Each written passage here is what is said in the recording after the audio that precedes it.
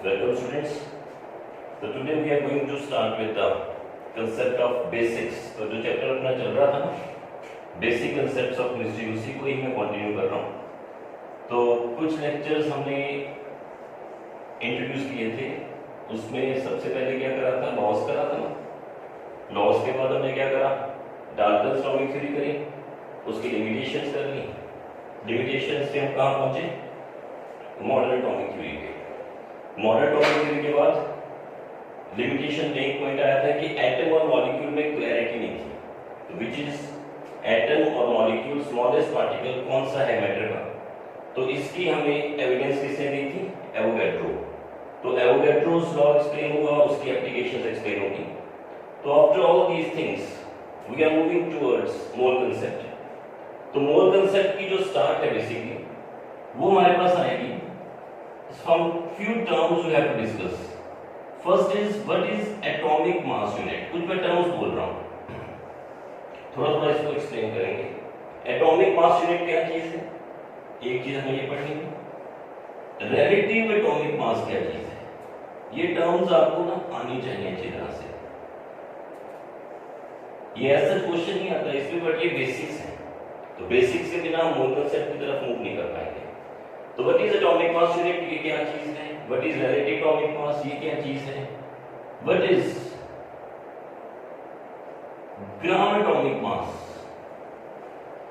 ये मैं कुछ टर्म्स लिख रहा हूं, ये आपको टर्म्स जब मैं लेक्चर खत्म करूंगा तो आपको तब मैं पूछूंगा तो आपको टर्म्स आनी चाहिए. फिर ग्राम एटम क्या चीज है, ठीक है. रिलेटिव एटॉमिक मास क्या चीज है, एवरेज एटॉमिक मास क्या चीज है. तो देयर आर फ्यू टर्म्स जो हमें थोड़ी सी डिस्कस करनी है. What is relative atomic mass, what is average atomic mass, how to calculate average atomic mass, what is gram atomic mass, what is gram atom, what is molar mass या molecular मास, या molar mass या molecular मास. तो इसी को हम बोल देते हैं रिलेटिव मॉलिक्यूलर मास. फिर आपके पास आ जाएगा ग्राम मोलर मास, जिसे हम बोल देंगे ग्राम मोल. तो ये मैं कुछ टर्म्स आपके साथ लिख रहा हूं यहाँ पे. तो दीज आर फ्यू टर्म्स जो मैंने यहाँ पे लिखी. अब इनको एक एक करके जब मैं पढ़ लूंगा ना, तो if all the things are clear to you, तो इसके बाद हमारे पास मोल पे इंट्रोडक्शन अपने आप हो जाएगी.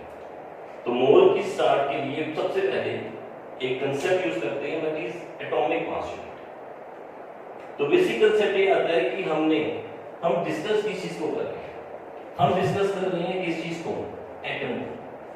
तो एटम क्या किसी ने देखा है, आंसर इज नो. तो जिस चीज को देखा नहीं है हम उसका मास कैसे निकाल सकते हैं. तो atom is a very small in type. तो atom is a very small particle. तो इसका जो मास है वो तो अभी हमें पता ही नहीं है क्योंकि इसको देखा ही नहीं है. तो इसका मतलब कि जो एटम का मास होगा, अभी मैं थोड़ा सा समझा रहा हूं, टॉपिक की तरफ चलते हैं, उसके बाद मैं थोड़ा सा डिटेल करूंगा. एटम जो स्मॉलेस्ट पार्टिकल है उसका मास क्या है, हमने एटम को देखा ही नहीं है. तो इसका मतलब mass of atom it can not be determined. तो एटम का मास पता ही नहीं है क्योंकि एटम के बारे में किसी को पता नहीं है. तो फिर एटम के मास के बारे में कैसे पता होगा. ये तो इतना छोटा अमाउंट है कि हम इसको मेजर नहीं कर पाएंगे.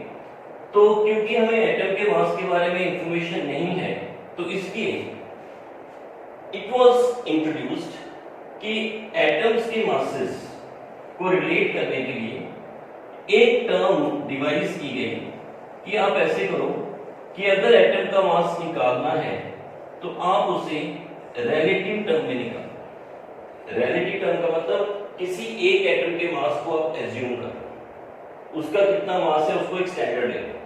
तो अगर किसी एक एटम के मास को हम स्टैंडर्ड ले लेंगे तो उसको सपोज मैं x सपोज कर लूंगा. तो एक एटम को हम स्टैंडर्ड ले लेते हैं, उसके मास को हमने सपोज x सपोज कर लिया. तो जितने भी बाकी एटम्स होंगे a b c d e, जितने भी एटम्स होंगे, तो उसके एटम को हम विद रिस्पेक्ट टू इस एटम के मासेस की फॉर्म में एक्सप्लेन करेंगे. तो इसका मतलब अगर इसका मास इसके 2 टाइम्स आया तो इसका मतलब मेरे को, क्योंकि x को मैंने सपोज किया हुआ है, तो मैं कह दूंगा कि a का मास ट्वाइस ऑफ x है. तो इसका मतलब मेरे को इसका मास नहीं पता, बट मैंने इसको एज्यूम कर लिया। तो अगर हम किसी को एज्यूम कर देते हैं और बाकियों के मासेस को इसके कंपैरिजन में स्टडी करें, तो इसका मतलब मैं कह रहा हूं कि B का मास 3x है, इसका मतलब B का मास x से 3 टाइम्स ज्यादा है। तो x की वैल्यू क्या है ये अगर मैं निकालूं किसी तरह से, तो मैं बाकी एटम्स के मास को इसके कंपैरिजन में स्टडी कर पाऊंगा। तो क्वेश्चन आ गया कि रिलेटिव एटॉमिक मास को हमें स्टडी करना है, बट रिलेटिव एटॉमिक मास के लिए सबसे पहले what is one atomic mass unit, हमें ये चीज के बारे में पहुंचना पड़ेगा कि मैं सपोज किस चीज को करूं। जो मैं x को सपोज करने वाला हूं ना, तो x के विद रिस्पेक्ट हम बाकियों के मासेस को स्टडी करेंगे। तो सबसे छोटा मास क्या होगा ये हम अगर सपोज करें तो इसकी भी एक कहानी बनेगी। तो सबसे पहले सबसे लाइटेस्ट एलिमेंट कौन सा है? सबसे जो लाइटेस्ट पार्टिकल हमें पता है एलिमेंट है, सबसे लाइटेस्ट एलिमेंट बेसिकली हम कहते हैं कि वो तो हाइड्रोजन है। तो इसका मतलब हम x किसको सपोज कर लें? एक एटम ऑफ हाइड्रोजन की जो मास को हम सपोज कर लें x। तो अगर मैं एक एटम ऑफ हाइड्रोजन के मास को x सपोज कर लूं, तो अगर किसी का मास को 16x आया तो इसका मतलब उसका मास x के रिस्पेक्ट कितना आएगा? 16 टाइम्स हैवियर आएगा। तो इसका मतलब किस एलिमेंट को स्टैंडर्ड लेना है पहले तो उसकी चॉइस करें। तो सबसे पहले जो स्टैंडर्ड सोचा गया वो था लाइटेस्ट एलिमेंट हाइड्रोजन। तो हाइड्रोजन के मास को अगर मैं x सपोज करूं तो बाकियों का मास उसके कितने टाइम्स आएगा वो हम वहां से निकाल सकते हैं। बट हाइड्रोजन जो है वो इतना रिएक्टिव नहीं होता, तो इसका मतलब सारे एलिमेंट्स शायद हाइड्रोजन से रिएक्ट ना करें। तो उस अकॉर्डिंग सेकंड एलिमेंट जो सपोज किया गया कि चलो उसके अकॉर्डिंग मासेस को निकालो, वो एलिमेंट था हमारे पास ऑक्सीजन, क्योंकि ऑक्सीजन एक रिएक्टिव एलिमेंट है। तो इसका मतलब वन एटॉमिक मास यूनिट की जो स्टोरी चल रही है ना कि हम वन एटॉमिक मास यूनिट किसको सपोज करें, उसमें स्टार्टिंग हमने हाइड्रोजन से करी, फिर हाइड्रोजन के आते आते ऑक्सीजन की बात करी। ऑक्सीजन को एज ए स्टैंडर्ड हमने सोचने की कोशिश करी, बट ऑक्सीजन के ना एक नहीं, दो नहीं, दो से ज्यादा की या काफी कह लो आइसोटोप्स एग्जिस्ट होने शुरू हो गए। तो उसके according oxygen was taken as a standard to measure the masses of the element, but since oxygen exist in form of isotopes, इसलिए International Union of Pure and Applied Chemistry IUPAC ने carbon 12 जो बड़ा stable substance है और इसकी abundance काफी ज्यादा है, अप्रोक्सीमेटली 98.47 इसकी अबंडेंस है। इसमें भी आइसोटोप्स होते होंगे बट इसकी रिलेटिव अबंडेंस बहुत ज्यादा है एज कंपेयर टू अदर। तो कार्बन को एज स्टैंडर्ड माना गया कि इसके विद रिस्पेक्ट आप मासेस को रिलेट करना शुरू करो। तो इसका मतलब 1 AMU की जो डेफिनेशन बनेगी वो हाइड्रोजन से भी बन सकती है, ऑक्सीजन से भी बन सकती है, बट जो कन्वेंशन आजकल चल रही है IUPAC के अकॉर्डिंग वो है कि आप कार्बन 12 के विद रिस्पेक्ट आप 1 AMU को डिफाइन करें। तो डेफिनेशन क्या बनती है 1 AMU की? It is the mass of 1/12 of the atom of most stable isotope of carbon taken as C12. तो what is 1 AMU? It is 1/12 the mass of, ऐसे लिखें, it is 1/12 the mass of an atom. It is 1/12 the mass of an atom of most stable isotope of carbon taken as C12. तो जो हमें इसका 1 AMU का मास हमें लिखना पड़ा ना, तो उसमें हम कह रहे हैं कि सबसे छोटा पार्टिकल, सबसे छोटा, इसका मतलब 1 AMU को मैं डिफाइन करूं तो it is 1/12 the mass of atom of most stable isotope of carbon taken as C12। तो इसका मतलब most stable isotope of carbon taken as C12। तो इसके लिए इसको हम इस तरह भी लिख सकते हैं। तो इसके लिए एक और नाम क्या आता है? 1 AMU is also called unified mass. 1 AMU is also called unified mass. इसको हम 1U भी लिख सकते हैं। तो इसको हम 1U भी लिख सकते हैं। इसका मतलब सबसे छोटे एटम का मास हमारे पास कितना हो सकता है। तो हम जिसे स्टैंडर्ड मानने की कोशिश कर रहे हैं तो वो हमने एक स्टैंडर्ड यहाँ पे डिफाइन कर दिया कि कार्बन जो सबसे स्टेबल अबंडेंट एलिमेंट कह सकते हो, कार्बन हाइड्रोकार्बन इसी के थ्रू बनते हैं, तो उसके सबसे स्टेबल आइसोटोप C12 का जो 1/12 मास होगा हम उसको एक डिफाइंड टर्म बोल रहे हैं, दैट इज कॉल्ड 1 AMU। तो 1 AMU इज, पहली डेफिनेशन देखो क्या बन रही है, ये हिस्ट्री की तरफ चलते जाएंगे बट बेसिकली हमारे पास क्या कांसेप्ट बन रहा है, 1 AMU टर्म क्या है। हमें 1 AMU एक स्टैंडर्ड कार्बन का जो 12 आइसोटोप है उसका एक एटम दिया जाएगा, उसके एटम का 1/12 पार्ट का जो मास होगा हम उस मास को 1 AMU कह सकते हैं। तो इसका मतलब कार्बन का एक एटम होगा 1 एटम ऑफ C12, उसका जो 1/12 पार्ट होगा हम उसको क्या बोलेंगे 1 AMU। तो अगर मैं ऑक्सीजन के विद रिस्पेक्ट टू डेफिनेशन बोलता तो यहां पे आना था mass of an atom of an element as compare to mass of 1/16 part by weight of the most 1/16 part of oxygen 16। तो इसका मतलब कि 1 AMU with respect to carbon आए तो 1/12 आएगा, विद रिस्पेक्ट टू ऑक्सीजन आए तो यहां पे क्या आ जाएगा 1/16 द मास ऑफ O16 है। तो इसका मतलब इसकी डेफिनेशन पहले क्या होती होगी, it is 1/16 the mass of atom of N oxygen which is basically isotope में कौन सा ले रहा हूं 16। तो ऑक्सीजन 16 का 1/16 पार्ट जो होगा उसको पहले कहा जाता था 1 AMU। आजकल 1 AMU की डेफिनेशन क्या आ रही है कि कार्बन का एक एटम लो, उस कार्बन के एक एटम का जो 1/12 पार्ट आएगा उस 1/12 पार्ट को हम क्या बोलेंगे, that will be called 1 AMU। तो 1 AMU की डेफिनेशन मैंने यहाँ पे प्लेस करी। तो मैंने स्टार्ट क्या किया था कि हम इस कंसेप्ट की तरफ क्यों जा रहे हैं, हम इस कंसेप्ट की तरफ इसलिए जा रहे हैं क्योंकि हमें जिसको स्टडी करना है, हमने एटम को स्टडी करना है, बट हमें एटम के बारे में तो मास के बारे में तो कुछ नहीं पता क्योंकि ये बड़ा छोटा पार्टिकल होगा। क्योंकि हमें इसके मास के बारे में पता ही नहीं है तो इसका मतलब फिर हम अपनी तरफ से एक एटम सपोज करेंगे जिसको हम स्टैंडर्ड मान के चलते हैं। तो उस स्टैंडर्ड के विद रिस्पेक्ट पे हमें बाकियों के मासेस को स्टडी करना है। तो वो स्टैंडर्ड चूज करते करते हाइड्रोजन चुना गया, फिर ऑक्सीजन चुना गया, बट लास्ट में आते आते कौन सा हमारे पास एटम जो जिसके बेसिस पे 1 AMU डिफाइन होगा वो हमारे पास क्या बना, वो 1 AMU का मास किसके अकॉर्डिंग बना, इट इज कार्बन का एक एटम उसका 1/12 पार्ट। तो कार्बन के एक एटम का 1/12 पार्ट उसको क्या बोला जाता है 1 AMU। इसको और क्या बोला जाता है, it is also called unified mass. तो इस की वैल्यू कितनी दी गई है 1 AMU की जो वैल्यू है ना, बेसिकली ये थोड़ा सा दिमाग में रख लेना, 1 AMU की वैल्यू है nearly 1.6604 into 10 raised to power -24 grams। तो 1 AMU की जो वैल्यू हमारे पास असाइन करी गई है वो है 1.6604 into 10 raised to power -24 grams। तो ये बेसिकली 1.66 ले लें into 10 raised to power -27 kg लिख सकते हैं। तो 1 AMU को बड़ा क्वांटिटी थोड़ी है, 1 AMU तो बेसिकली बड़ी ही छोटी क्वांटिटी है। तो 1 AMU बड़ी ही छोटी क्वांटिटी को हमने सपोज किया, इसका मतलब सबसे छोटा पार्टिकल। ये बेसिकली हम कह सकते हैं कि हाइड्रोजन को अगर मैं स्टडी करूंगा तो हाइड्रोजन के मास की वैल्यू भी नियरली इतनी ही आएगी।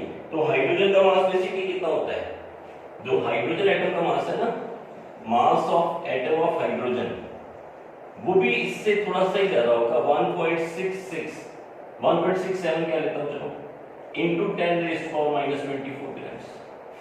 तो इसका मतलब हाइड्रोजन का एटम जो सबसे लाइटेस्ट है हम उसके विद रिस्पेक्ट करें तो 1 AMU नियरली वैल्यू उसी के बराबर मिलेगा। तो इसका मतलब mass of 1 atom of hydrogen in terms of AMU क्या आया, mass of 1 atom of hydrogen in terms of 1 AMU क्या आ गया, तो ये बन गया 1.67 10 raised to power -24 divided by 1.66 04 into 10 raised to power minus 24, ये approximately 1.008 AMU। तो जब भी आप बुक्स में देखते हो ना तो हाइड्रोजन का मास कितना दिया जाता है 1.008। तो इसका मतलब ये उस सबसे लाइटेस्ट पार्टिकल से नियरली बराबर ही हो गया। तो 1 AMU हमने अपनी तरफ से एक टर्म लिखी है जो बेसिकली किसी तरह से, क्योंकि ये टर्म इतनी छोटी है कि हम इसको कैलकुलेट नहीं कर पा रहे, तो इसलिए इस सबसे छोटी टर्म को स्टडी करना, सिंपलीफाई करने के लिए हमने इस सबसे छोटे पार्टिकल के मास को 1 सपोज करके रखा है। तो बाकी एलिमेंट्स का मास इस 1 से कितना ज्यादा है वो मास क्या बन जाएगा, वो मास बन जाएगा इसका रिलेटिव टॉपिक मास। तो इसका मतलब दो तीन चीजें जो दिमाग में रखो, सारी बातें जो इसका प्लस सीख लेगा वो क्या है कि आपको सबसे पहले याद करना है व्हाट इज 1 AMU क्या आ गया, it is 1/12 the mass of an atom of most stable isotope of carbon taken as C12। इसका मतलब mass of an atom of most stable isotope जितना होगा हमारे पास कार्बन का, उसके मास को 1/12 टाइम कर दो तो ये 1 AMU की वैल्यू बन जाएगी। 1 AMU का दूसरा नाम क्या बोल दिया हमने, यूनिफाइड मास। और ये वैल्यू बेसिकली आई कितनी, कैलकुलेशंस करने के बाद ये वैल्यू नियरली हमारे पास कितनी आई है, ये वैल्यू थोड़ी सी याद रख लेना। तो ये 1 AMU की नियरली एक वैल्यू हमने यहाँ पे लिखी हुई है, ये आपको कई बार यूज करनी पड़ेगी। तो 1 AMU की वैल्यू मैंने लिख दी और उस 1 AMU को हाइड्रोजन से अगर कंपेयर किया तो चेक किया गया कि वैल्यू में बहुत ज्यादा फर्क नहीं है। तो इसका मतलब 1 AMU with respect to hydrogen अगर कही जाए तो हाइड्रोजन की वैल्यू ये रही, 1 AMU की वैल्यू ये रही। तो इसका मतलब हाइड्रोजन का मास जो ग्राम्स में कितना था, इतना 1 AMU में कितना आ गया 1.008 AMU। तो पहली टर्म क्लियर होगी कि 1 AMU एटम के, कार्बन के एटम का 1/12 पार्ट है, जो हमने अपनी तरफ से अज्यूम किया है, क्योंकि इतने छोटे छोटे मासेस को स्टडी करना इट इज नॉट पॉसिबल। तो हमने इस छोटे से मास की जगह हमने कह रहे हैं कि इस छोटे मास को बार बार लिखने के बजाय हम इसको 1 लिखा करेंगे। तो कोई भी एलिमेंट का मास उस 1 के रिस्पेक्ट में कितना ज्यादा है वो हम विद रिस्पेक्ट टू 1 AMU की स्टडी करेंगे। तो इसका मतलब वहां से मेरे पास टर्म आएगी, सेकंड टर्म क्या आ गई, सेकंड टर्म आ गई what is relative atomic mass. तो रिलेटिव एटॉमिक मास की डेफिनेशन क्या आ गई, it is mass of an atom of an element, mass of an atom of an element as compared to 1 AMU, that is 1/12 the mass of most stable isotope of carbon taken as C12। तो definition देखो clear है कि relative atomic मास का मतलब हो गया किसी एक एटम का mass with respect to 1 AMU कितना आता है। इसका मतलब कि रिलेटिव एटॉमिक मास में क्या हो गया कि अगर मैं कह रहा हूं कि मेरे पास ये 1 एटम ऑफ मैग्नीशियम है, तो ये 1 एटम ऑफ मैग्नीशियम 1 AMU से कितने टाइम्स हैवियर है। अगर 1 AMU x माना जाएगा तो मैग्नीशियम का एक एटम इससे कितने टाइम्स हैवियर होगा, तो वो बन जाएगा 24 टाइम्स। तो इसका मतलब एक एटम मैग्नीशियम का 1 AMU से कितने टाइम्स हैवियर है, 24 टाइम्स हैवियर है। तो इसका मतलब कि रिलेटिव एटॉमिक मास मैग्नीशियम का कितना हो गया, relative atomic mass of magnesium कितना हो गया, this is equal to 24 AMU। अब इस 24 AMU का मतलब क्या हो गया कि मैग्नीशियम का एक एटम 1 AMU से 24 टाइम्स हैवियर होगा। देखो थोड़ा सा सिंपलीफाई करने के लिए कहा गया क्योंकि आपको इन एटम्स के मासेस को एग्जैक्टली फाइंड आउट करना ये तो इम्पॉसिबल हो जाएगा। तो अगर मेरे को केमिस्ट्री को सिंपलीफाई करना है तो मैं क्या कहूंगा, या एक चीज पोज कर लो x, बाकियों के एटम्स इससे कितने टाइम्स हैवियर हैं, वो बन जाएगा उसका रिलेटिव एटॉमिक मास। तो it is mass of an atom of an element as compared to 1 AMU। अब इसकी डेफिनेशन कुछ और फॉर्म में थोड़ा सा चेंज करूं। सेकंड डेफिनेशन क्या बनती है, इसको ऐसे भी लिख सकते थे, it is the average relative mass of an atom of an element। चीज तो वही है बट थोड़ी सी टेक्निकल वर्ड्स थोड़ा सा और डिफाइन करें इसको। It is the average relative mass of an atom of an element as compared to 1 am। तो इसका मतलब देखो जो एटॉमिक मास है, एटॉमिक मास को हम रिलेटिव एटॉमिक मास लिखते हैं वो क्यों, तो ये भी इसकी डेफिनेशन बनती है। तो रिलेटिव एवरेज एटॉमिक मास, यहां पे हमने रिलेटिव क्यों लिखा, the word relative is written since the word relative is written since it is mass of an element, mass of atom of an element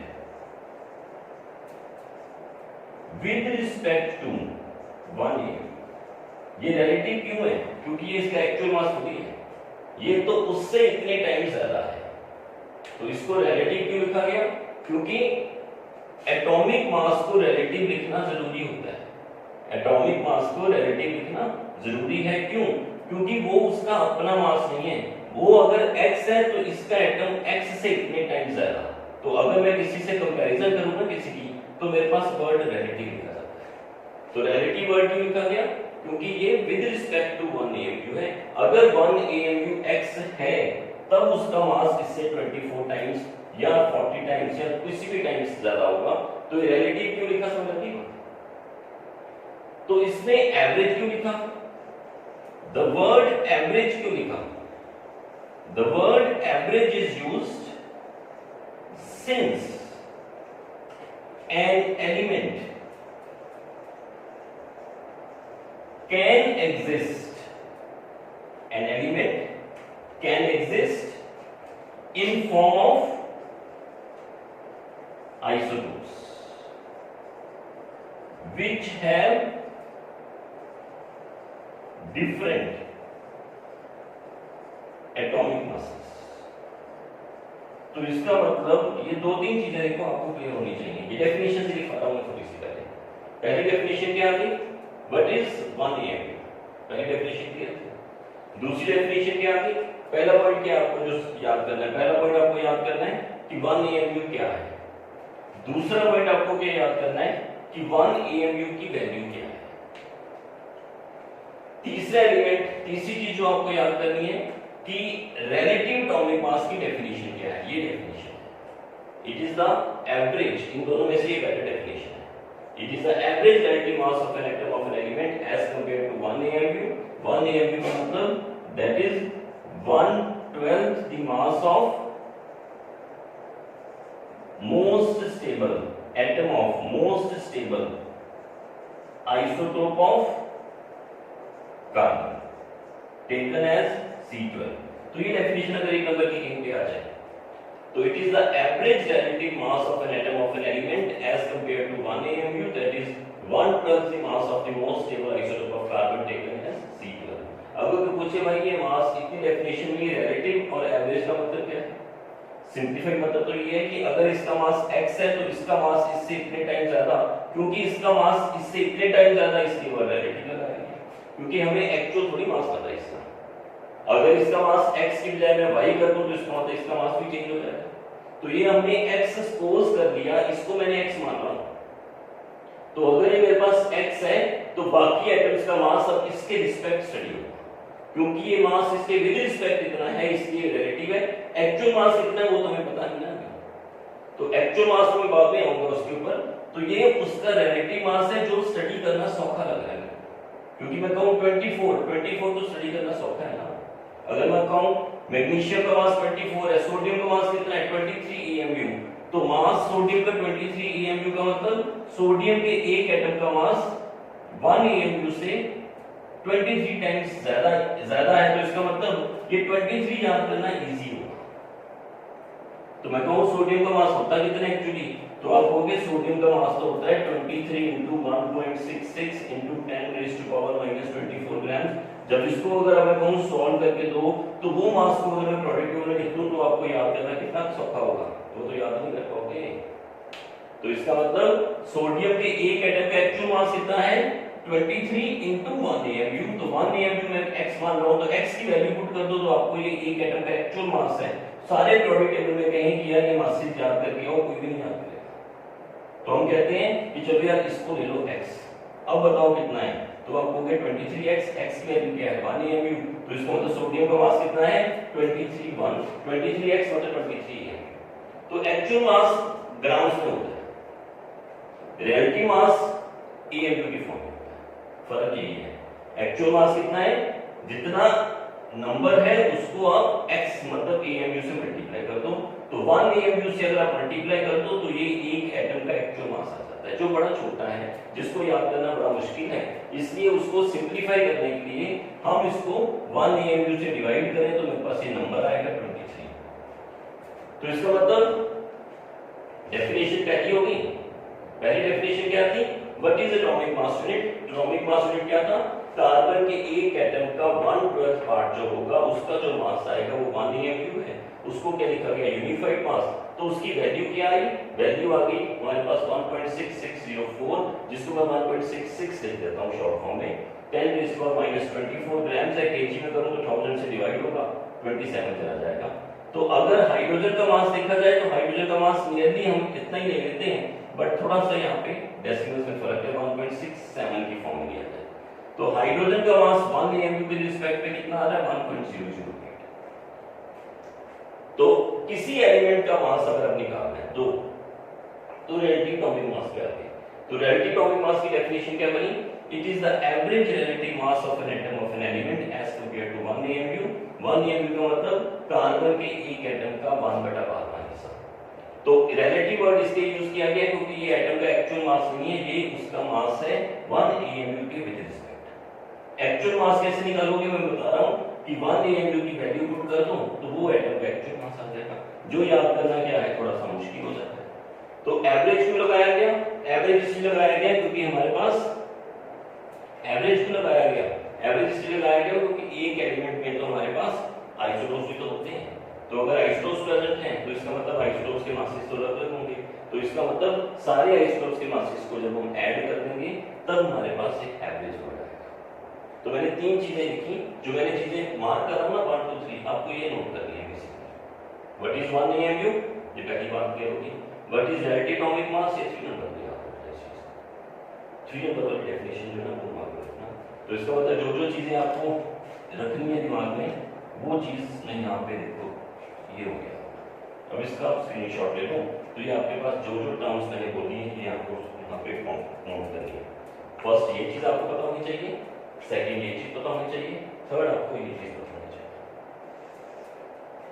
ठीक है, अब रिलेटिव एटॉमिक मास को हम एवरेज एटॉमिक मास बोलते हैं। तो एवरेज एटॉमिक मास को निकालने का तरीका क्या है, तो इसका मतलब एवरेज, क्योंकि एटॉमिक मास होता ही एवरेज है, क्योंकि एलिमेंट्स में देखो एवरेज क्यों लेते हैं, क्योंकि एलिमेंट में आइसोटोप्स तो मिलेंगे। तो ये एवरेज एटॉमिक मास निकालने का तरीका क्या है, ये मेरे पास 2-3 फॉर्मूले बनेंगे। एक फॉर्मूला पता क्या बनेगा, summation of average atomic mass is summation of fractional abundance into isotopic mass. इसको मैं m लिख दूं, चलो summation of f into m। Summation का मतलब होता है सम करना, f का मतलब हो गया फ्रैक्शनल अबंडेंस। ये एक अलग चीज आपको जो पता होनी चाहिए, जो हर आइसोटोप होता है ना, हर आइसोटोप नेचर में एग्जिस्ट करता है, तो यहाँ पे m क्या आ गया, उसका मास जिसे बोलते हैं आइसोटोपिक मास। तो क्या क्या चीजें आपको पता होनी चाहिए वो चीजें के ऊपर हाईलाइट कर रहे हैं, ये पॉइंट नंबर 4, पॉइंट्स के ऊपर चलना। एवरेज एटॉमिक मास की कैलकुलेशन कैसे होगी, average atomic mass is calculated by, इसका मतलब क्या है, इसका मतलब होता है चीजों को सम करना, मतलब समेशन। इसका मतलब जैसे 3-4 चीजें हैं तो इसका मतलब summation of f into m। तो इसका मतलब ये मेरे पास क्या बन गया, अगर मेरे पास 2 आइसोटोप्स हैं तो क्या आएगा, f1 into m1 plus f2 into m2 plus and so on. Summation का मतलब ये हो गया। तो इसका मतलब average atomic mass is summation of fractional abundance into the isotopic mass. तो मेरे पास अगर 2 आइसोटोप्स हैं तो दोनों की कितनी कितनी अबंडेंस है और दोनों का कितना कितना मास है, अगर ये मेरे को बता दो तो मैं आपको यहाँ पे एवरेज एटॉमिक मास की वैल्यू कैलकुलेट करके दे। तो एवरेज एटॉमिक मास कैलकुलेट करने के लिए क्या आएगा कि फ्रैक्शनल अबंडेंस पता हो और उसका आइसोटोपिक मास पता हो, तो आप इसकी वैल्यू जो है वो कैलकुलेट कर सकते हो। फॉर एग्जांपल अगर मैं आपको कहूं कि ये लिख लिया आपने, अगर इसको थोड़ा सा नीचे वाला रख दूं तो इसका मतलब मेरे पास ये भी रख लेते हैं। तो अब मैं ना इसको एक न्यूमेरिकल के फॉर्म में लेके जाता हूं, तो आपको इस बात लग जाएगा कि ये फॉर्मूला किस तरह से लगेगा। कि अगर मेरे पास है कि आइसोटोपिक मास में निकालना है कि क्लोरीन के पास, for example chlorine has 2 isotopes, chlorine के पास 2 आइसोटोप्स होते हैं। एक होता है हमारे पास हैविंग एटॉमिक मास यूनिट्स, तो इसका मतलब इसकी आइसोटोपिक मास कितना दिया हुआ है 34.97 AMU या U लिख लो, और दूसरे का दिया हुआ है हमारे पास 36.97। तो इसका मतलब क्लोरीन के 2 आइसोटोप्स हैं, दोनों के अपने अपने मासेस दिए हैं, इसका मतलब M1 और M2 दे रखा है। और इसकी अब अबंडेंस कितनी दे रखी है, तो इसकी जो फ्रैक्शनल अबंडेंस है and fractional abundance, fractional abundance का मतलब कितने पार्ट्स इसके नेचर में मिलेंगे, इसको हम कई बार रिलेटिव अबंडेंस भी बोल देते हैं। तो इसकी फ्रैक्शनल अबंडेंस या रिलेटिव अबंडेंस ये वैल्यूज पेपर में दी होंगी आपको 0.735 एंड दूसरे की वैल्यू दे रखी है 0.245। आपको कहा जाए calculate average atomic mass of chlorine, तो ये सिंपल सा क्वेश्चन हो गया कि क्लोरीन के 2 आइसोटोप्स दे रखे हैं, तो 2 आइसोटोप्स में से दोनों के फ्रैक्शनल अबंडेंस दे रखी है। ये मेरे पास क्या हो गया F1, ये मेरे पास क्या हो गया F2, ये मेरे पास क्या हो गया M1 और ये मेरे पास क्या हो गया M2। अब उस फॉर्मूले में पुट करो तो ये एवरेज एटॉमिक मास क्लोरीन का कितना आएगा समझ गए। तो average atomic mass of chlorine is कितना हो गया, तो मल्टीप्लाई करना है। पहले मैं किसको मल्टीप्लाई करूं, F1 कितना है 0.735 इनटू कितना मास है 34.97 प्लस दूसरे का कितना है 0.245, दूसरे का कितना है 37.10। तो इसका मतलब जब आपने ये वैल्यू कैलकुलेट कर ली तो आपके पास जो आंसर आएगा, ये आंसर अप्रोक्सीमेटली हमारे पास सॉल्व करके आ रहा है 34.47 U, तो इसका मतलब 34.5 होता है ना। तो एवरेज एटॉमिक मास कैलकुलेट करने का आपको फॉर्मूला समझ रखे, तो मैंने 3 टर्म्स आपके साथ एक्सप्लेन कर दी, what is atomic mass, what is relative atomic mass, what is average atomic mass की कैलकुलेशन का एक कांसेप्ट मेरे पास यहां पे क्लियर हुआ। तो एटॉमिक मास की वैल्यू क्या थी 1/12 the mass of an atom of most stable isotope of carbon taken as C12। Relative of 1 AMU की वैल्यू कितनी आ गई, ये 1 AMU की वैल्यू थी यहां पे, और एवरेज और रिलेटिव एटॉमिक मास की वैल्यू क्या आ गई, it is average relative mass of an atom of an element as compared to C12। तो एवरेज एटॉमिक मास कैलकुलेट कैसे करना है, फ्रैक्शनल अबंडेंस कितनी है ये पता हो, आइसोटोपिक मास कितना है ये पता हो, तो इन दोनों की वैल्यूज अगर पता है तो आप इसको सॉल्व करते हुए न्यूमेरिकल निकाल लोगे। तो इसका मतलब एवरेज एटॉमिक मास में आपको आइसोटोपिक मासेस पता हो और आपको इसका फ्रैक्शनल अबंडेंस वो पता हो, तो वहां से आप आंसर निकाल लोगे। ठीक है, अब ना एक चीज और थोड़ी सी हमें इसको इंट्रोड्यूस करनी है, तो इस टॉपिक पे आने से पहले थोड़ा सा हम रीड करते हैं।